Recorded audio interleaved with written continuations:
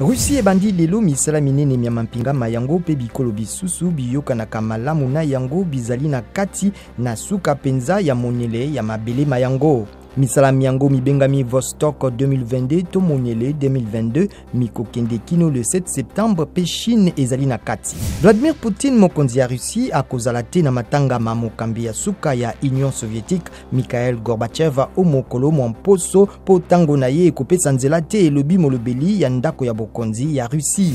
Bana million kama mibale na tuku minei na minei bazali kokende kaka te na kelasi na mokili mobimba elobi UNESCO. Na École Congo Démocratique nde pene na million motoba bazangi kokende kelasi. École Congo Démocratique esengi na conseil ya kimia pe bokengi ya Union Africaine kopesa maboko na bosenga na yango na conseil ya sécurité ya ONU po etala rapport ya ba expert ya ONU elakisi lisungili ya Rwanda na M23. Ministre ya mambia bapaya Christophe Lutundula nde alobaki yango na likita ya nzela ya singa ya conseil ya kimia pe bokengi ya Union Africaine.